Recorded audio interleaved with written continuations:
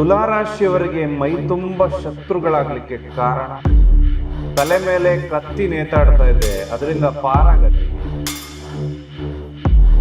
ಯಾರು ಬಿಟ್ರು ಶನಿಯ ವಕ್ರದೃಷ್ಟಿಯಿಂದ ತಪ್ಪಿಸ್ಕೊಳಕ್ಕಾಗಲ್ಲ. ಜೀವನ 6ಕ್ಕೆ ಏರ್ತಾ ಇಲ್ಲ, 3ಕ್ಕೆ ಇಳಿತಾ ಇಲ್ಲ.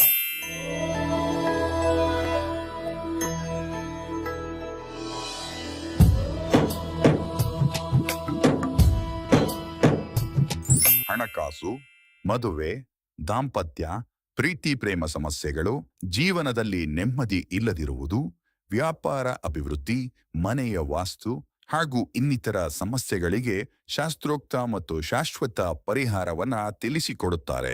ಗುರೂಜಿಯವರ ಅಪಾಯಿಂಟ್ಮೆಂಟ್ಗಾಗಿ ಕರೆ ಮಾಡಿ. ಗುರುದೇವ್, ತುಲಾರಾಶಿಯವರ 2026ನೇ ಸಾಲಿನ ವರ್ಷ ಭವಿಷ್ಯ ಯಾವ ರೀತಿ ಇರುತ್ತೆ, ಯಾವ ಕೆಲಸಗಳು ನಿಮಗೆ ಅದೃಷ್ಟವನ್ನು ತಂದುಕೊಡುತ್ತೆ, ಯಾವ ದಾರಿಯಲ್ಲಿ ನೀವು ಹೋದ್ರೆ ಶುಭವಾಗಿರುತ್ತೆ, ಯಾವ ಕ್ಷೇತ್ರದಲ್ಲಿರೋರು ಎಚ್ಚರಿಕೆಯಿಂದ ಇರಬೇಕು, ಎಲ್ಲವನ್ನ ಕೂಡ ಪರಿಪೂರ್ಣವಾಗಿ ತಿಳಿಸ್ಕೊಡ್ತಾ ಇದ್ದೇನೆ. ಮೊದಲನೇ ಸಾರಿ ನಮ್ಮ ಚಾನಲ್ಗೆ ಬಂದಿದ್ರೆ ದಯವಿಟ್ಟು ಸಬ್ಸ್ಕ್ರೈಬ್ ಮಾಡ್ಕೊಳ್ಳಿ, ಹಾಗೆ ಪಕ್ಕದಲ್ಲಿರುವ ಬೆಲ್ ಐಕಾನ್ ಕೂಡ ಕ್ಲಿಕ್ ಮಾಡ್ಕೊಳ್ಳಿ. ಇದರಿಂದ ನಾವು ಹೇಳುವಂತಹ ವಿಚಾರಗಳು ಒಂದಷ್ಟು ಅಧ್ಯಯನವನ್ನ ಮಾಡಿ ತುಲಾರಾಶಿಯವರಿಗೋಸ್ಕರ ವಿಶೇಷವಾಗಿ ಈ ಸಂಚಿಕೆಯನ್ನ ಮಾಡ್ತಾ ಇದ್ದೇನೆ. ಈ ಒಂದು 10-12 ನಿಮಿಷಗಳ ಕಾಲದಲ್ಲಿ ಬಹಳ ವಿಶೇಷವಾಗಿ 2026 ನೀವು ಯಾವ ರೀತಿ ತಯಾರಾಗಿರ್ಬೇಕು ಅಂತಕ್ಕಂಥದ್ರ ಬಗ್ಗೆ ಪರಿಹಾರಗಳ ಸಮೇತ ತಿಳಿಸ್ಕೊಡ್ತಾ ಇದ್ದೇನೆ. ಬಹಳ ವಿಶೇಷವಾಗಿರ್ತಕ್ಕಂತಹ ಅಪ್ಡೇಟ್ ಏನಪ್ಪಾ ಅಂತಂದ್ರೆ, ವಿಡಿಯೋವನ್ನ ನೋಡ್ತಾ ಇರುವಂತಹ ಪ್ರತಿಯೊಬ್ಬರಿಗೂ ಕೂಡ ವಿಶೇಷವಾದ ಯಂತ್ರ ನಿಮ್ಮ ರಾಶಿಯ ಅನುಗುಣವಾಗಿ ನೀಡ್ತಾ ಇದ್ದೇವೆ. ಈ ಯಂತ್ರವನ್ನ ನೀವು ನಿಮ್ಮ ಫೋನ್ನಲ್ಲಿ ಡೌನ್ಲೋಡ್ ಮಾಡಿಕೊಂಡು, ಅದರ ಲಿಂಕ್ ಅನ್ನ ನಾವು ಕೊಟ್ಟಿರ್ತೇವೆ, ಅದನ್ನ ಡೌನ್ಲೋಡ್ ಮಾಡಿಕೊಂಡು ಅದನ್ನ ನಿಮ್ಮ ಒಂದು ಪ್ರಿಂಟ್ಔಟ್ ತಗೊಂಡು ನಿಮ್ಮ ಪರ್ಸ್ನಲ್ಲಿ ಇಟ್ಕೊಳ್ಳೋದ್ರಿಂದ ನಿಮಗೆ ವರ್ಷ ಪೂರ್ತಿ ಸಾಲ ಬಾಧೆಯಿಂದ ನಿವಾರಣೆ ಆಗ್ತಕ್ಕಂಥದ್ದು, ಹಾಗೆ ಸ್ವಲ್ಪ ನಿಮ್ಮ ರಾಷ್ಟ್ರಾಧಿಪತಿಯ ಅನುಗ್ರಹ ಕೂಡ ನಿಮಗೆ ಪ್ರಾಪ್ತಿ ಆಗ್ತಕ್ಕಂಥದ್ದಾಗುತ್ತೆ. ಇದನ್ನ ಹೇಗೆ ಡೌನ್ಲೋಡ್ ಮಾಡ್ಕೋಬೇಕು ಅಂದ್ರೆ, ವಿಡಿಯೋದ ಕೊನೆಯಲ್ಲಿ ಒಂದು ಲಿಂಕ್ ಅನ್ನ ಸ್ಕ್ಯಾನರ್ ಅನ್ನ ಕೊಟ್ಟಿರ್ತೇನೆ, ಅದರ ಮುಖಾಂತರದಲ್ಲಿ ಇದನ್ನ ಡೌನ್ಲೋಡ್ ಮಾಡ್ಕೋಬಹುದು, ಅಥವಾ ಕಮೆಂಟ್ ಸೆಕ್ಷನ್ ಅಲ್ಲೂ ಕೂಡ ಇದರ ಲಿಂಕ್ ಅನ್ನ ಕೊಟ್ಟಿರ್ತೇನೆ. ವಾಟ್ಸ್ಆಪ್ ಮುಖಾಂತರ ಇದನ್ನ ನೀವು ಡೌನ್ಲೋಡ್ ಮಾಡ್ಕೋಬಹುದು. ಹಾಗೆ ನಮ್ಮ ವಾಟ್ಸ್ಆಪ್ ನಲ್ಲಿ ಇನ್ನು ಮುಂದೆ ನಿಮ್ಮ ರಾಶಿಯ ಅನುಗುಣವಾಗಿರ್ತಕ್ಕಂತಹ ದಿನ ಭವಿಷ್ಯದ ಅಪ್ಡೇಟ್ ಗಳನ್ನ ಕೂಡ ನಿಮ್ಮ ಮೊಬೈಲ್ ನಲ್ಲಿ ನೀವು ಪಡ್ಕೊಳ್ಬಹುದು. ಹಾಗೆ ಗ್ರಹ ಸಂಚಾರ ಫಲ, ಈ ವರ್ಷ ಪೂರ್ತಿ ಇರ್ತಕ್ಕಂತಹ ಗ್ರಹಗಳ ಸಂಚಾರ ಫಲಗಳೇನೇನಿದೆ ಅಂತ ನೋಡೋದಾಯ್ತು ಅಂದ್ರೆ, ಜೂನ್ ತಿಂಗಳಲ್ಲಿ ಗುರುಗ್ರಹ ಮಿಥುನ ರಾಶಿಯಿಂದ ಕಟಕ ರಾಶಿಯ ಪ್ರವೇಶವನ್ನ ಮಾಡ್ತಾರೆ. ಅಕ್ಟೋಬರ್ 26ನೇ ತಾರೀಕು ಕಟಕ ರಾಶಿಯಿಂದ ಸಿಂಹ ರಾಶಿಯ ಪ್ರವೇಶ ಮಾಡತಕ್ಕಂಥದ್ದು. ಹಾಗೆ ಡಿಸೆಂಬರ್ ತಿಂಗಳಲ್ಲಿ ಗುರುಗ್ರಹ ವಕ್ರಿಯಾಗುತ್ತೆ. ಶನಿಗ್ರಹ ವರ್ಷ ಪೂರ್ತಿ ಮೀನ ರಾಶಿಯಲ್ಲೇ ಇರುತ್ತೆ. ವರ್ಷದ ಪ್ರಾರಂಭದಲ್ಲಿ ಸಿಂಹ ರಾಶಿಯಲ್ಲಿ ಇರ್ತಕ್ಕಂತಹ ಕೇತು ಗ್ರಹ ಡಿಸೆಂಬರ್ 4-5ನೇ ತಾರೀಕಿನಂದು ಕಟಕ ರಾಶಿಯ ಪ್ರವೇಶ ಮಾಡ್ತಕ್ಕಂಥದ್ದು. ಇದು ಈ ವರ್ಷ ಇರುವಂತಹ ಮೇಜರ್ ಗ್ರಹಗಳ ಸಂಚಾರ ಫಲ ಆಗಿರುತ್ತೆ. ಇದರಿಂದಾಗಿ ನಿಮ್ಮ ರಾಶಿಗೆ ಯಾವ ರೀತಿ ಫಲಾನುಫಲಗಳಿರುತ್ತೆ ಅಂತಕ್ಕಂಥದ್ದನ್ನ ನೋಡೋಣ ಬನ್ನಿ. ನಿಷ್ಪಕ್ಷಪಾತ ಅಂದ್ರೆ ಯಾರಿಗೂ ಕೂಡ ಕಮ್ಮಿ ಆಗ್ಬಾರ್ದು, ಒಂದು ನ್ಯಾಯವಾದಿತನ ಅಂತಕ್ಕಂಥದ್ದು ಇದು ತುಲಾರಾಶಿಯಲ್ಲಿ ಹೆಚ್ಚಾಗಿರ್ತಕ್ಕಂಥದ್ದು. ಅಂದ್ರೆ ಸೌಂದರ್ಯ ಅಂದ್ರೆ ಪ್ರೀತಿ, ಕಲೆ ಅಂದ್ರೆ ಪ್ರೀತಿ, ನಾಟ್ಯ, ಸಂಗೀತ ಅಂದ್ರೆ ಅತಿಯಾದ ವ್ಯಾಮೋಹವನ್ನ ಉಳ್ಳಂತವರು ಈ ತುಲಾರಾಶಿಯವರು. ಎಂತಹ ಸಂಘರ್ಷದ ವಾತಾವರಣ ನಿರ್ಮಾಣ ಆಗಿದ್ರು ಕೂಡ ತಮ್ಮ ಒಂದು ನಗುವಿನಿಂದ ಎಲ್ಲರನ್ನ ಕೂಡ ಸಮತೋಲನಕ್ಕೆ ತೆಗೆದುಕೊಂಡು ಆ ಒಂದು ಸನ್ನಿವೇಶವನ್ನೇ ಹಸನ್ಮುಖವಾಗಿರ್ತಕ್ಕಂತಹ ಸನ್ನಿವೇಶವಾಗಿ ತಿರುಗಿಸಬಲ್ಲ ಚಾಕಚಕ್ಯತೆ ಇರತಕ್ಕಂತಹ ತುಲಾರಾಶಿಯವರು ಬಹಳ ವಿಶೇಷವಾದಂತಹ ಜನ. ಈ ತುಲಾರಾಶಿಯ ಅಧಿಪತಿ ಶುಕ್ರ ಗ್ರಹ, ಶನಿ ಈ ತುಲಾರಾಶಿಯಲ್ಲಿ ಉಚ್ಚ ಸ್ಥಾನದಲ್ಲಿ ಇರ್ತಾನೆ. ಕಲೆಯ ಅಭಿರುಚಿ ಹುಟ್ಟಿನಿಂದಲೇ ತುಲಾರಾಶಿಯವರಿಗೆ ಬಹುತೇಕ ಇರತಕ್ಕಂಥದ್ದು. ಅವರೇ ಹಾಡುಗಾರರಾಗಿರ್ತಾರೆ, ಇಲ್ಲ ಹಾಡುಗಾರರಾಗಿದ್ದು ಆ ಹಾಡಿನ ಸವಿಯನ್ನ ಸವಿಯುವಂತಹ ವಿಶೇಷ ಗುಣವನ್ನಾದ್ರೂ ಕೂಡ ಇವರು ರೂಪಿಸಿಕೊಂಡಿರ್ತಾರೆ. ತಮ್ಮ ಜೀವನದ ಅನೇಕ ಭಾಗಗಳು ಅಂದ್ರೆ ಒಂದು ವೈಯಕ್ತಿಕ ಜೀವನ ಆಗಿರ್ಬೋದು, ಒಂದು ಫೈನಾನ್ಷಿಯಲ್ ಜೀವನ ಆಗಿರ್ಬೋದು, ಒಂದು ಸ್ನೇಹಿತರ ಒಂದು ಸಂಪರ್ಕ ಆಗಿರ್ಬೋದು, ಎಲ್ಲವನ್ನ ಕೂಡ ಸಮತೋಲನವಾಗಿ ಇವರು ಇಟ್ಟುಕೊಳ್ತಾರೆ. ಅದಕ್ಕೆ ಮೂಲ ಕಾರಣ ಈ ಒಂದು ರಾಶಿಯ ಚಿಹ್ನೆ ಅಂತಕ್ಕಂಥದ್ದು ತಕ್ಕಡಿಯ ರೀತಿ ಇರ್ತಕ್ಕಂಥದ್ದು. ಯಾವ ರೀತಿ ಒಂದು ತಕ್ಕಡಿಯಲ್ಲಿ ಸಮನಾಗಿ ತೂಗಿ ಅಳೆಯುತ್ತೇವೋ ಅದೇ ತರ ಪ್ರತಿಯೊಂದನ್ನ ಕೂಡ ಇವರು ಬ್ಯಾಲೆನ್ಸ್ಡ್ ಆಗಿರ್ತಾರೆ. ಆದ್ರೆ ಒಂದೊಂದು ಬಾರಿ ಇವರ ಯೋಚನೆಗೂ ಮೀರಿ ಒಂದಷ್ಟು ಫೈನಾನ್ಷಿಯಲ್ ರಿಸ್ಕ್ ಅನ್ನ ತಗೊಂಡು ಸಿಕ್ಕಾಕೊಳ್ತಕ್ಕಂಥದ್ದು ಕೂಡ ಆಗತ್ತೆ. ಯಾಕಂದ್ರೆ ಇಷ್ಟು ಸಮಯ ಶನಿಯ ಒಂದು ಪಂಚಮ ದೃಷ್ಟಿ ನಿಮ್ಮ ಮೇಲಿತ್ತು. ಆದರೆ 2026ರಲ್ಲಿ ಯಾವ ಶನಿ ದೃಷ್ಟಿಯೂ ಇಲ್ಲ. ಯಾಕಂದ್ರೆ ಬಹಳಷ್ಟು ಜನ ನಮ್ಮನ್ನ ಕೇಳ್ತಾ ಇದ್ದಿದ್ದು 2025 ಏಪ್ರಿಲ್ ಅಲ್ಲೇ ನಮ್ಗೆ ಶನಿಯ ಒಂದು ಪಂಚಮ ಸ್ಥಿತಿಯಿಂದ ಬಿಡುಗಡೆ ಆಗಿದೆ, ಆದ್ರೂ ಕೂಡ ಯಾಕೆ ಒಂದು ಪರಿಹಾರ ಆಗ್ತಾ ಇಲ್ಲ ಅಂತ ಹೇಳಿ. ಶನಿ ಅಂದ್ರನೇ ಹಾಗೆ, ನಿಧಾನವಾಗಿ ಅವನ ಒಂದು ದೃಷ್ಟಿಯನ್ನ ತೆಗಿತಕ್ಕಂಥದ್ದು. ಒಂದು 6 ತಿಂಗಳವರೆಗೂ ಅದರ ಎಫೆಕ್ಟ್ ಅಂತಕ್ಕಂಥದ್ದು ಖಂಡಿತವಾಗ್ಲೂ ಕೂಡ ಇರುತ್ತೆ. ಅದು ನಿಧಾನವಾಗಿ ನಿಮ್ಮನ್ನ ಬಿಟ್ಟು ದೂರ ಹೋಗುವಂತಹ ಸಮಯ ಈಗ ಬಂದಾಗಿದೆ. ತುಲಾರಾಶಿಯವರು ಸ್ವಲ್ಪ ಗೊಂದಲದ ವಾತಾವರಣದಲ್ಲಿ ಇಷ್ಟು ದಿನ ಇದ್ರು ಅಂತ ಹೇಳ್ತಕ್ಕಂಥದ್ದು. ಒಂದು ನಿರ್ಧಾರ ತಗೋಬೇಕಾದ್ರೆ ಸರಿ, ಅಥವಾ ಏನೊಂದು ಡಿಸೈಡ್ ಮಾಡಿ ಮುಂದಕ್ಕೆ ಹೋಗ್ಬೇಕಾದ್ರೂ ಸರಿ, ಎಲ್ಲವನ್ನ ಊಹಾಪೋಹಗಳನ್ನ ಅವರೇನೋ ಹೇಳಿದ್ರು ಇವರೇನೋ ಹೇಳಿದ್ರು ಎಲ್ಲವನ್ನ ಯೋಚನೆ ಮಾಡಿ ಮಾಡಿ ಮಾಡಿ ಯಾವುದು ಸರಿ ಯಾವುದು ತಪ್ಪು ಅಂತ ಯೋಚನೆ ಮಾಡೋಷ್ಟೊತ್ತಿಗೆ ಟ್ರೈನ್ ಮುಂದಕ್ಕೆ ಹೋಗಿರುತ್ತೆ. ಹಾಗಾಗಿ ತುಲಾರಾಶಿಯವರು ನಿಧಾನಕ್ಕೆ ಎಲ್ಲವನ್ನ ಯೋಚನೆ ಮಾಡಿ ಕೆಲಸ ಮಾಡಬೇಕಾಗತ್ತೆ. ಆಗ ಮಾತ್ರ ಸಕ್ಸಸ್ ಆಗೋದಕ್ಕೆ ಸಾಧ್ಯ. ತುಲಾರಾಶಿಯವರಿಗೆ ಯಾವುದೇ ಕಾರಣಕ್ಕೂ ಒಂಟಿಯಾಗಿರೋದಂದ್ರೆ ಬಹಳ ಕಷ್ಟದ ವಿಚಾರ. ಇವರಿಗೆ ಒಂಟಿಯಾಗಿರೋದಕ್ಕೆ ಬಹಳ ಕಷ್ಟಪಡ್ತಾರೆ. ಇವರ ಪ್ರೀತಿ ಪಾತ್ರರು ಯಾರೇ ಇದ್ರೂ ಇವರ ಸುತ್ತಮುತ್ತಲಿದ್ದಾಗ ಇವರು ಬಹುತೇಕ ಖುಷಿಯ ಒಂದು ಕ್ಷಣಗಳನ್ನ ಕಳೀತಾರೆ. ಇವರು ಒಂದು ನಗುವಿನ ಮುಖವಾಡವನ್ನು ಹಾಕೊಂಡು ಬದುಕ್ತಾ ಇದ್ದಾರೆ. ಯಾಕಂದ್ರೆ ಮನಸ್ಸಿನೊಳಗೆ ಬಹುತೇಕವಾದ ದುಃಖ, ಯಾಕಂದ್ರೆ ಈ ಸಮಾಜದಲ್ಲಿ ಆಗ್ತಕ್ಕಂತಹ ಅನ್ಯಾಯ ಎಲ್ಲವನ್ನ ನೋಡಿ ಅದನ್ನ ಜೀರ್ಣ ಆಗದೆ ಒಂದು ನಗುವಿನ ಮುಖವಾಡವನ್ನ ತುಲಾರಾಶಿಯವರು ಇಷ್ಟು ದಿನ ಹಾಕೊಂಡು ಬದುಕ್ತಾ ಇದ್ದಾರೆ. ಒಂದು ಸ್ನೇಹಿತರ ಗುಂಪಿರುತ್ತೆ, ಆ ಸ್ನೇಹಿತರ ಗುಂಪಲ್ಲಿ ಒಂದು ಗಲಾಟೆ ಅಂತ ಆದಾಗ ಈ ತುಲಾರಾಶಿಯವರು ಒಂದು ಮುಂದಾಳತ್ವವನ್ನು ತಗೊಂಡು ಈ ಒಂದು ಕಲಹವನ್ನ ಭೇದಿಸಿ ಒಂದು ಸ್ನೇಹಮಯವಾದ ವಾತಾವರಣವನ್ನ ನಿರ್ಮಾಣ ಮಾಡುವಂಥದ್ರಲ್ಲಿ ಎತ್ತಿದ ಕೈಯಾಗಿರ್ತಾರೆ.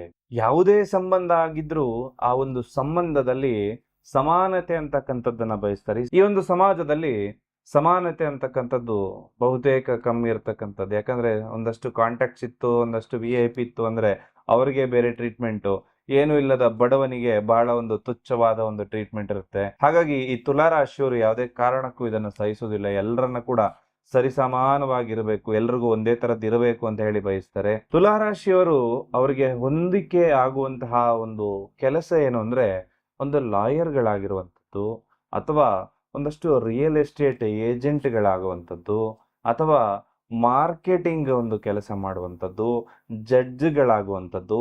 ಇದೆಲ್ಲವೂ ಕೂಡ ಇವರಿಗೆ ಅತ್ಯಂತ ಯಶಸ್ಸು ಕೊಡುವಂತಹ ಒಂದು ಕೆರಿಯರ್ ಆಗಿರುತ್ತೆ.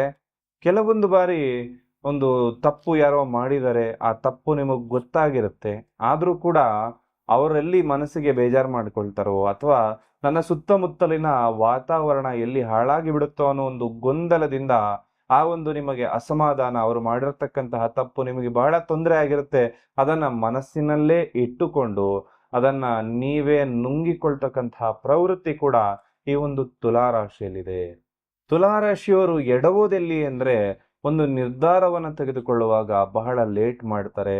ಈ ಒಂದು ಲೇಟ್ ಮಾಡೋದ್ರಿಂದ ನಿಮ್ಮ ಬಾಳ ಸಂಗಾತಿಗೆ ಬಹಳ ವಿಶೇಷವಾಗಿರ್ತಕ್ಕಂತಹ ನೋವು ಕೂಡ ಆಗುತ್ತೆ. ಅದನ್ನಷ್ಟು ಸುಲಭವಾಗಿ ನಿಮ್ಮನ್ನ ಅರ್ಥ ಮಾಡ್ಕೊಂಡಿದ್ರೆ ಅವರು ಜೀರ್ಣಿಸ್ಕೊಳ್ತಾರೆ, ಇಲ್ಲ ಅಂದ್ರೆ ಬಹಳ ಅವರು ಇರಿಟೇಟ್ ಆಗುವಂತಹ ಪ್ರವೃತ್ತಿ ಕೂಡ ಬರುತ್ತೆ. ಒಂದು ಶಾಂತಿಯ ವಾತಾವರಣ ನಿರ್ಮಾಣ ಮಾಡಬೇಕು ಅಂತ ಹೇಳಿ ಯಾರೋ ಮಾಡಿದ ತಪ್ಪಿಗೆ ನಾನು ಹೊಣೆಗಾರಕನಾಗ್ತೀನಿ ಅಂತ ಹೇಳಿ ಅವನು ಸಾಲ ಮಾಡಿದ್ರೆ ಆ ಸಾಲ ನನ್ನ ಮೇಲೆ ಕೊಡಿ ಅಂತ ಹೇಳಿ ನೀವು ಅದನ್ನ ನಿಮ್ಮ ಮೇಲೆ ಎಳ್ಕೊಂಡು ಬಹಳಷ್ಟು ಜನ ತುಲಾರಾಶಿಯವರು ಒಂದು ಕಷ್ಟಕ್ಕೆ ಸಿಗಾಕೊಂಡಿದ್ದೀರಿ. ಹಾಗಾಗಿ ಈ ತಪ್ಪುಗಳನ್ನ ನೀವು ಮಾಡೋದಕ್ಕೆ ಹೋಗ್ಬಾರ್ದು. ನಿಮಗೆ ಹೇಳ್ತಕ್ಕಂತಹ ಕಿವಿ ಮಾತೇನಪ್ಪಾ ಅಂತಂದ್ರೆ, ನಿಮ್ಮ ಸುತ್ತಮುತ್ತಲಿನವರು ಸಂತೋಷವಾಗಿರಬೇಕು ಸರಿ, ಮೊದಲು ನೀವು ಸಂತೋಷವಾಗಿರಬೇಕು. ನಿಮ್ಮ ಸುತ್ತಮುತ್ತಲಿನವರು ಸಂತೋಷವಾಗಿರ್ಲಿ ಅಂತ ಹೇಳಿ ಅನೇಕ ತ್ಯಾಗಗಳನ್ನ ನೀವು ಮಾಡಿರ್ತೀರಿ, ಆದ್ರೆ ನಿಮ್ಮ ಸಂತೋಷವನ್ನ ಎಲ್ಲೋ ಮರಿತಾ ಇದ್ದೀರಿ. ಆ ಸಂತೋಷವನ್ನ ನೀವು ಯಾವಾಗ ತಗೋಬರ್ತಿರೋ ಆಗ ಮಾತ್ರ ನಿಮ್ಗೆ ನೆಮ್ಮದಿಯಿಂದ ಒಂದು ಜೀವನ ಮಾಡ್ಲಿಕ್ಕೆ ಸಾಧ್ಯ. ಯಾವಾಗ್ಲೂ ಬೇರೆಯವರ ಖುಷಿಯನ್ನೇ ನೀವು ನಿಮ್ಮ ಖುಷಿ ಅಂತ ಅನ್ಕೊಂಡು ಕೆಲಸ ಮಾಡ್ತಾ ಇರ್ತೀರಿ. ಅಲ್ಲಿವರೆಗೂ ನಿಮಗಿರ್ತಕ್ಕಂತಹ ಆಸೆ ಆಕಾಂಕ್ಷೆಗಳನ್ನ ಈಡೇರಿಸ್ಕೊಳ್ಳೋದಕ್ಕೆ ಹೋಗುದಿಲ್ಲ. ಮೊದಲು ಅದನ್ನ ಈಡೇರಿಸ್ಕೊಳ್ಳುವಂತಹ ಗುಣವನ್ನ ನೀವು ರೂಪಿಸ್ಕೊಳ್ಳಿ, ಖಂಡಿತವಾಗ್ಲೂ ಶುಭವಾಗತ್ತೆ. 2026ರಲ್ಲಿ ಹಣಕಾಸಿನ ಸ್ಥಿತಿ ಉತ್ತಮವಾದ ಒಂದು ನಿರೀಕ್ಷೆಯನ್ನ ನೀವು ಇಟ್ಕೋಬಹುದು. ಉತ್ತಮ ಫಲ ಅಂತಕ್ಕಂಥದ್ದು ಕೂಡ ನಿಮಗೆ ಪ್ರಾಪ್ತಿಯಾಗುತ್ತೆ. ಪೂರ್ವಜರ ಆಸ್ತಿ ಏನಾದರೂ ನಿಮಗೆ ಬರಬೇಕಾಗಿದ್ದಿತ್ತು ಅಂದ್ರೆ ಖಂಡಿತವಾಗ್ಲೂ ಜನವರಿ ಫೆಬ್ರವರಿ ತಿಂಗಳುಗಳಲ್ಲಿ ಪ್ರಾಪ್ತಿಯಾಗುವಂಥದ್ದಿದೆ. ಹಾಗೆ ಒಂದು ಜಾಗವನ್ನ ಮಾರಾಟ ಮಾಡಬೇಕು ಅಂತ ನೀವೇನಾದ್ರೂ ಯೋಚನೆ ನಡೆಸಿದ್ರೆ ಖಂಡಿತವಾಗ್ಲೂ ಈ ಸಂದರ್ಭದಲ್ಲಿ ಆ ವ್ಯವಹಾರಗಳು ಕೂಡ ಕೂಡಿ ಬರುವಂತಹ ಎಲ್ಲಾ ಲಕ್ಷಣಗಳು ಕೂಡ ಇದೆ. ನೀವು ಯಾರಿಗೋ ಒಂದು ದುಡ್ಡನ್ನ ಕೊಟ್ಟು ಮರೆತು ಹೋಗಿರ್ತೀರಿ, ಅವರೇ ಹುಡುಕಿಕೊಂಡು ಬಂದು ಯಾಕಪ್ಪ ಇಷ್ಟು ದಿನ ಫೋನೇ ಮಾಡ್ಲಿಲ್ಲ ಅಂತ ಹೇಳಿ ನಿಮಗೆ ಆ ದುಡ್ಡನ್ನ ತಲುಪಿಸುವಂತಹ ವ್ಯವಸ್ಥೆ ಕೂಡ 2026ರ ಪ್ರಾರಂಭದಲ್ಲೇ ಆಗುತ್ತೆ. ಯಾವುದೋ ಒಂದು ಕೆಲಸ ಅಥವಾ ಕಾರ್ಯವನ್ನ ನಿರ್ವಹಿಸ್ತಾ ಇದ್ದ ನಿಮಗೆ ಒಂದಷ್ಟು ಹಿನ್ನಡೆ ಅಂತಕ್ಕಂಥದ್ದು 2025ರ ಪ್ರಾರಂಭದಿಂದಲೇ ಆಗ್ತಾ ಇತ್ತು, ಅಥವಾ ನೀವು ಅಂದುಕೊಂಡ ಮಟ್ಟಿಗಿನ ಯಶಸ್ಸು ಸಿಕ್ಕಿರಲಿಲ್ಲ. ಖಂಡಿತವಾಗ್ಲೂ ಮಾರ್ಚ್ ಏಪ್ರಿಲ್ ತಿಂಗಳ ನಂತರದಲ್ಲಿ ಪ್ರಮೋಷನ್ ಅಂತಕ್ಕಂಥದ್ದು ಕೂಡ ಪ್ರಾಪ್ತಿಯಾಗುತ್ತೆ. ನಿಮ್ಮ ಕೆಲಸದಲ್ಲಿ ಅಭಿವೃದ್ಧಿ ಕೂಡ ಆಗುತ್ತೆ. ನೀವು ಯಾವುದೇ ಕೆಲಸ ಮಾಡ್ತೀರಿ ಅಥವಾ ವಿದ್ಯಾರ್ಥಿಗಳಿತ್ತು ಅಂದ್ರೆ ವಿದ್ಯಾರ್ಥಿಗಳಿಗೂ ಕೂಡ ಲಾಭದಾಯಕವಾಗಿರತಕ್ಕಂತಹ ಸಮಯ ಇದಾಗಿರುತ್ತೆ. ಅಥವಾ ಒಂದು ರಿಟೈರ್ಮೆಂಟ್ ಆಗಿತ್ತು ಅಂದ್ರೆ ನಿಮ್ಗೆ ಯಾವುದೋ ಒಂದು ಪೂರ್ವಜರು ಅಥವಾ ನಿಮ್ಮ ಹಿಂದಿನ ಕಾಲದ ಸ್ನೇಹಿತರು ಯಾರೋ ಒಬ್ರು ಸಿಕ್ಕಿ ಒಂದು ವಿಶೇಷವಾದ ಲಾಭದಾಯಕ ಕಾಂಟ್ರಾಕ್ಟ್ ಅನ್ನ ಕೂಡ ನಿಮಗೆ ನೀಡಬಹುದು. ಹಾಗಂತ ಎಲ್ಲನೂ ಚೆನ್ನಾಗಿರುತ್ತೆ, ಎಲ್ಲನೂ ಅಭಿವೃದ್ಧಿ ಆಗುತ್ತೆ ಅಂತಾನೂ ಅಲ್ಲ. ಪೂರ್ಣವಾಗಿ ಈ ಒಂದು ಪಾಯಿಂಟ್ಸ್ ಯಾರಿಗೆ ಅಪ್ಲಿಕೇಬಲ್ ಆಗುತ್ತೆ ಅಂದ್ರೆ ಯಾರ್ಯಾರು ಇಷ್ಟು ಸಮಯದಿಂದ ಒಂದು ಹಾನೆಸ್ಟ್ ಇಂದ ಯಾವುದೇ ಒಂದು ತಪ್ಪು ದಾರಿ ಹಿಡಿಯದೆ ಇಷ್ಟು ವರ್ಷ ನೀವು ಜೀವನವನ್ನ ನಡೆಸಿದಿರಲ್ಲ, ನಿಮ್ಮೆಲ್ರಿಗೂ ಕೂಡ ಈ ಎಲ್ಲಾ ಲಾಭದಾಯಕ ಫಲಗಳಿರುತ್ತೆ. ಆದ್ರೆ ನೀವೇನಾದ್ರೂ ತಪ್ಪು ಹಾದಿಯನ್ನ ಹಿಡಿದಿದ್ರೆ ಅಥವಾ ತಪ್ಪು ಮಾರ್ಗದಲ್ಲಿ ಹೋಗಿದ್ರೆ ಖಂಡಿತವಾಗ್ಲೂ ಯಾವುದೂ ಕೂಡ ಅಪ್ಲಿಕೇಬಲ್ ಆಗಲ್ಲ. ಇದರ ಬದಲಾಗಿ ಇದಕ್ಕೆ ತದ್ವಿರುದ್ಧವಾದಂತಹ ಘಟನೆಗಳು ಕೂಡ ನಿಮ್ಮ ಜೀವನದಲ್ಲಿ ನಡೆಯುತ್ತೆ. ಜೂನ್ ತಿಂಗಳವರೆಗೂ ಕೂಡ ಯಾವುದೇ ರೀತಿಯ ಹೊಸ ಒಂದು ಇನ್ವೆಸ್ಟ್ಮೆಂಟ್ ಅನ್ನ ಮಾಡೋದಕ್ಕೆ ಹೋಗ್ಬೇಡಿ. ಯಾಕಂದ್ರೆ ವಕ್ರ ಗುರು ನಿಮಗೆ ಸ್ವಲ್ಪ ಫೈನಾನ್ಷಿಯಲ್ ರಿಸ್ಕ್ ಅಂತಕ್ಕಂಥದ್ದನ್ನ ಕೊಡ್ತಾ ಇದ್ದಾನೆ. ಜೂನ್ ತಿಂಗಳ ನಂತರದಲ್ಲಿ ನೀವು ಇನ್ವೆಸ್ಟ್ಮೆಂಟ್ ಮಾಡಬೇಕಾದ್ರೆ ಮಾಡಬಹುದು. ಆದ್ರೆ ಅಲ್ಲಿವರೆಗೂ ಕೂಡ ಈ ಒಂದು 2025 ಡಿಸೆಂಬರ್ ಇಂದ ಹಿಡಿದು 2026 ಜೂನ್ ಜುಲೈವರೆಗೂ ಕೂಡ ಯಾವುದೇ ಇನ್ವೆಸ್ಟ್ಮೆಂಟ್ ಅನ್ನ ಮಾಡೋದಕ್ಕೆ ಹೋಗ್ಬೇಡಿ.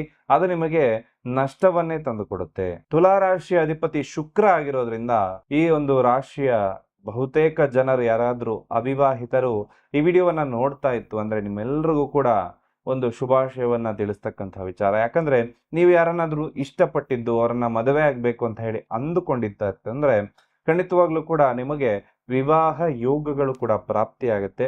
ಜೊತೆಯಲ್ಲಿ ಯಾರು ಪಾರ್ಟ್ನರ್ ಇಲ್ಲ ನಮಗೆ, ನಾವೇನ್ ಮಾಡಬೇಕು ಅಂದ್ರೆ ನಿಮಗೆ ಒಂದಷ್ಟು ಸಂಬಂಧಗಳು ಹುಡುಕಿಕೊಂಡು ಬರುವಂತದ್ದು, ಜೊತೆಗೆ ಮಾತುಕತೆ ನಡೆಯುವಂತಹ ಲಕ್ಷಣಗಳು ಕೂಡ ಇದೆ. ಪತಿ ಪತ್ನಿಯರ ನಡುವೆ ಒಂದಷ್ಟು ಸಂಬಂಧಗಳ ವಿಚಾರದಲ್ಲಿ ಸ್ವಲ್ಪ ಅಡೆತಡೆಗಳಂತಕ್ಕಂಥದ್ದು ವರ್ಷ ಪೂರ್ತಿ ಇರುತ್ತೆ. ಒಂದಷ್ಟು ಮಾನಸಿಕವಾಗಿ ಒತ್ತಡ ಅಂತಕ್ಕಂಥದ್ದು ತುಲಾರಾಶಿಯವರ ಮೇಲೆ ಇರ್ತಕ್ಕಂಥದ್ದು.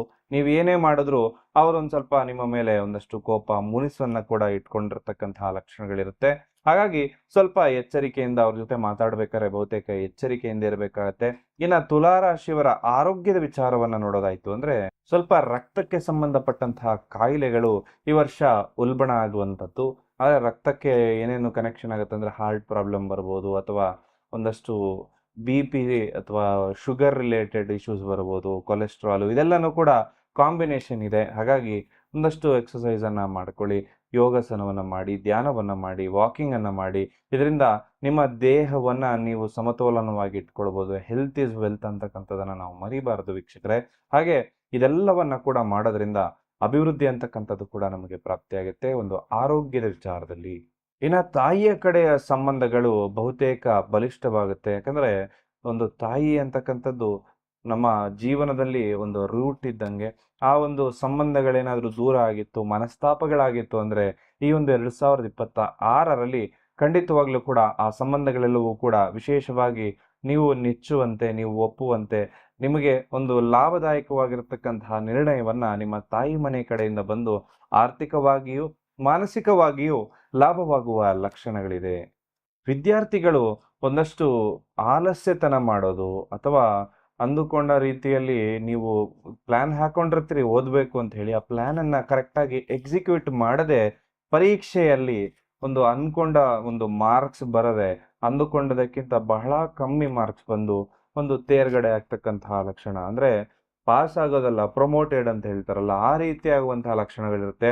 ವಿದ್ಯಾರ್ಥಿಗಳ ತಂದೆ ತಾಯಿ ಯಾರಾದ್ರೂ ವಿಡಿಯೋ ನೋಡ್ತಾ ಇದ್ರೆ ಅವರಿಗೆ ವಿಶೇಷವಾದಂತಹ ಗಮನವನ್ನ ನೀವು ಕೊಡಬೇಕಾಗತ್ತೆ. ಆಗ ಮಾತ್ರ ಅವರೊಂದು ಸೂಕ್ಷ್ಮವಾಗಿ ಅವರನ್ನ ನೋಡ್ಕೊಂಡಾಗ ಮಾತ್ರ ಅವರು ಓದೋದಕ್ಕೆ ಮನಸ್ಸನ್ನ ಮಾಡ್ತಾರೆ. ಕಾಂಪಿಟೇಟಿವ್ ಎಕ್ಸಾಮ್ ಬರೆಯುವಂತಹ ವಿದ್ಯಾರ್ಥಿಗಳು, ನಿಮಗೆಲ್ಲರಿಗೂ ಕೂಡ ಶುಭದಾಯಕ ಫಲಗಳಿರುತ್ತೆ. ನೀವು ಅಂದುಕೊಂಡ ಯಶಸ್ಸು ಕೂಡ ನಿಮಗೆ ಪ್ರಾಪ್ತಿಯಾಗುವಂಥದ್ದಿದೆ. ಹಾಗಾಗಿ ಒಂದು ವರ್ಷಾಂತ್ಯಕ್ಕೆ ವಿದ್ಯಾರ್ಥಿಗಳೆಲ್ಲರಿಗೂ ಕೂಡ ಶುಭವಾಗುತ್ತೆ. ಮುಖ್ಯವಾಗಿ ತುಲಾರಾಶಿಯವರು 2026ರಲ್ಲಿ ಏನನ್ನ ಬಿಡಬೇಕು ಅಂದ್ರೆ ಆಲಸ್ಯತನವನ್ನ ಬಿಡಬೇಕು ಅಂತ ಹೇಳ್ತೇನೆ. ಆಲಸ್ಯತನವನ್ನ ಬಿಟ್ಟಾಗ ಮಾತ್ರ ನಾವು ಅಂದುಕೊಂಡ ಕೆಲಸ ಕಾರ್ಯಗಳನ್ನ ಮಾಡ್ಲಿಕ್ಕೆ ಸಾಧ್ಯ ಆಗತ್ತೆ. ಹಾಗಾಗಿ ತುಲಾರಾಶಿಯವರು ಅಂದುಕೊಂಡ ಕೆಲಸ ಕಾರ್ಯಗಳೆಲ್ಲವೂ ಆಗ್ಲಿಕ್ಕೆ ಒಂದು ಆಲಸ್ಯತನದಿಂದ ದೂರ ಬನ್ನಿ.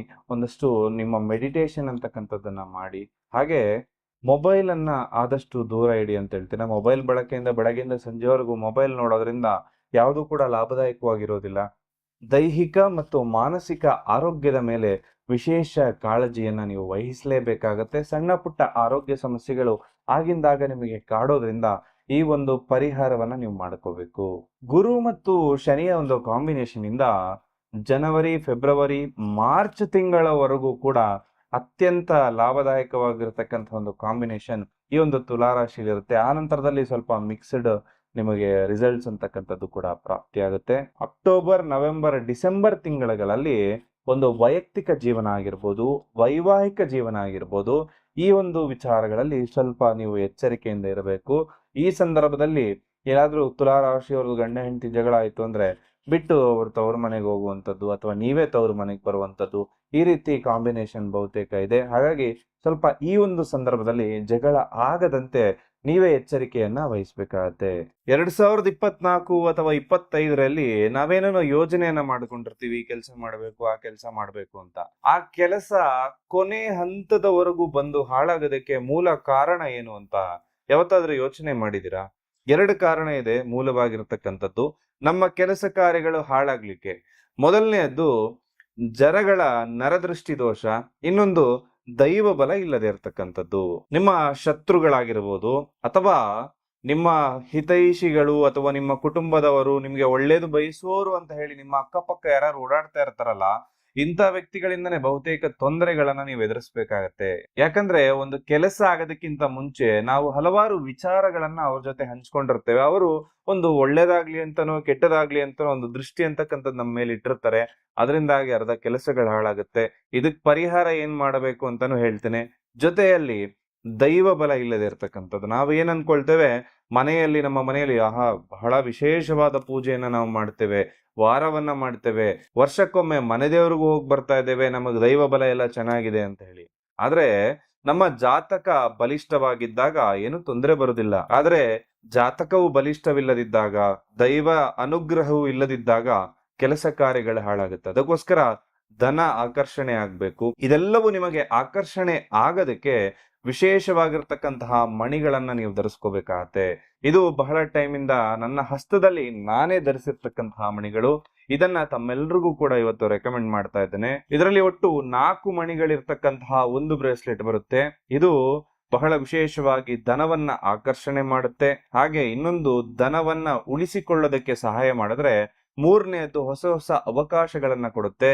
ಇನ್ನ 4ನೇದ್ದು ದೃಷ್ಟಿ ದೋಷದಿಂದ ಪರಿಹಾರ ಮಾಡ್ತಕ್ಕಂತ ಒಂದು ಬ್ರೇಸ್ಲೆಟ್ ಆಯ್ತು. ಅಂದ್ರೆ ಇನ್ನೊಂದು ವಿಶೇಷವಾಗಿ ಮಾಟ ಮಂತ್ರ ಸಮಸ್ಯೆಯನ್ನ ನಿವಾರಣೆ ಮಾಡ್ತಕ್ಕಂಥದ್ದು, ನರದೃಷ್ಟಿಯಿಂದ ಕಾಪಾಡ್ತಕ್ಕಂಥದ್ದು. ಹಾಗೆ 3ನೇ ಮಣಿ, ಹಾಗೆ 2ನೇ ಬ್ರೇಸ್ಲೆಟ್ ಅಲ್ಲಿ ಇರ್ತಕ್ಕಂತಹ 3ನೇ ಮಣಿ ಏನಪ್ಪಾ ಅಂತಂದ್ರೆ ಬಹಳ ವಿಶೇಷವಾಗಿ ಅದ್ಭುತ ಶಕ್ತಿ ಇರ್ತಕ್ಕಂಥದ್ದು. ಅದು ದೈವ ಬಲ ಹೆಚ್ಚಿಸ್ಲಿಕ್ಕೆ ಎಲ್ಲದಕ್ಕೂ ಕೂಡ ಸಹಾಯಕವಾಗಿರ್ತಕ್ಕಂಥದ್ದು. 2 ಮಣಿಗಳನ್ನ ನಾವು ಕಾಂಬಿನೇಷನ್ ಮಾಡಿ ಧರಿಸೋದ್ರಿಂದ ದೃಷ್ಟಿ ದೋಷವೂ ಪರಿಹಾರ ಆಗುತ್ತೆ, ಜೊತೆಯಲ್ಲಿ ದೈವ ಬಲ, ದೈವ ಅನುಗ್ರಹ ಕೂಡ ನಿಮ್ಮ ಜೊತೆ ಇರುತ್ತೆ. ಹಾಗಾಗಿ ಯಾರಿಗೆ ಸಾಧ್ಯ ಇದೆಯೋ ತಾವೆಲ್ಲರೂ ಕೂಡ ಈ ಮಣಿಗಳನ್ನ ತರಿಸಿ ಹಾಕೊಳ್ಳಿ. ನಿಮ್ಮ ಹೆಸರಿನಲ್ಲಿ, ನಿಮ್ಮ ಮನೆ ದೇವರ ಹೆಸರಿನಲ್ಲಿ, ನಿಮ್ಮ ರಾಶಿ ನಕ್ಷತ್ರಕ್ಕೆ ಅನುಸಾರವಾಗಿ ಪ್ರಾಣ ಪ್ರತಿಷ್ಠಾಪನೆ ಮಾಡಿ ಇದನ್ನು ಕೊಡ್ತಾ ಇದ್ದೇವೆ. ಇದನ್ನು ನೀವು ಧರಿಸೋದ್ರಿಂದ ಅತ್ಯಂತ ಶುಭದಾಯಕ ಫಲಗಳು ಕೂಡ ನಿಮಗೆ ಪ್ರಾಪ್ತಿಯಾಗುತ್ತೆ. ಹಾಗೂ 100ಗೆ 100% ರಿಸಲ್ಟ್ ಕೂಡ ನಿಮಗೆ ಪ್ರಾಪ್ತಿಯಾಗುತ್ತೆ. ಇದರ ಬಗ್ಗೆ ಹೆಚ್ಚಿನ ಮಾಹಿತಿ ಬೇಕಾದಲ್ಲಿ ಕೆಳಕಂಡ ನಂಬರ್ಗೆ ಕರೆ ಮಾಡಿ ಮಾಹಿತಿಯನ್ನ ಕೂಡ ಪಡ್ಕೊಳ್ಬಹುದು. ಕೆಲವೊಬ್ಬರ ಜೀವನದಲ್ಲಿ ರಾಜಯೋಗ ಇದ್ರೂ ಕೂಡ ಸಾಮಾನ್ಯ ವ್ಯಕ್ತಿಯ ತರ ಅವರು ಜೀವನವನ್ನ ನಡೆಸ್ತಾ ಇರ್ತಾರೆ. ಇನ್ನೂ ಕೆಲವರ ಜೀವನದಲ್ಲಿ ಯಾವುದೇ ಯೋಗ ಇಲ್ಲದಿದ್ರೂ ಕೂಡ ದಿನದಿಂದ ದಿನಕ್ಕೆ ಅಭಿವೃದ್ಧಿಯನ್ನ ಆಗ್ತಾರೆ. ಅದಕ್ಕೆ ಮೂಲ ಕಾರಣ ಏನಪ್ಪಾ ಅಂತಂದ್ರೆ, ನಮ್ಮ ಅದೃಷ್ಟ ಸಂಖ್ಯೆ ಯಾವುದು, ನಮ್ಮ ಅದೃಷ್ಟ ಬಣ್ಣ ಯಾವುದು, ನಮ್ಮ ಹೆಸರು ನಮಗೆ ಅದೃಷ್ಟವಾಗಿದೆಯಾ, ನಮ್ಮ ಜಾತಕದಲ್ಲಿ ನಾವು ಯಾವ ಕೆಲಸ ಮಾಡಿದ್ರೆ ನಮ್ಗೆ ಅದೃಷ್ಟ ತಂದು ಕೊಡುತ್ತೆ, ಎಲ್ಲವೂ ಕೂಡ ನಮ್ಮ ಜಾತಕದಲ್ಲೇ ಇರುತ್ತೆ. ಹಾಗಾಗಿ ನಮ್ಮ ಜಾತಕವನ್ನ ಪರಿಶೀಲನೆ ಮಾಡಿಕೊಂಡು ಅದಕ್ಕನುಗುಣವಾಗಿರ್ತಕ್ಕಂತಹ ಪರಿಹಾರಗಳನ್ನ ನಾವು ಮಾಡಿದಾಗ ಖಂಡಿತವಾಗ್ಲೂ ನಮ್ಮ ಜೀವನದಲ್ಲೂ ಕೂಡ ಅಭಿವೃದ್ಧಿ ಆಗುತ್ತೆ. ಹಾಗೆ ವಿಶೇಷವಾಗಿರ್ತಕ್ಕಂಥದ್ದು ನುರಿತ ಜ್ಯೋತಿಷ್ಯರಲ್ಲಿ ನಿಮ್ಮ ಜಾತಕಗಳನ್ನ ಪರಿಶೀಲನೆ ಮಾಡಿಕೊಂಡು ಅದಕ್ಕೆ ಬೇಕಾದ ಪರಿಹಾರಗಳನ್ನ ಕೂಡ ಮಾಡಿಕೊಡಿ. ತುಲಾರಾಶಿಯವರು ಮಾಡಬೇಕಾಗಿರುವ ಪರಿಹಾರಗಳೇನು ಅಂದ್ರೆ, ಈ ವರ್ಷ ನೀವು ಪೂರ್ತಿ ಗುರುವಿನ ಆರಾಧನೆ ಅಂತಕ್ಕಂಥದ್ದನ್ನ ಮಾಡಬೇಕಾಗತ್ತೆ.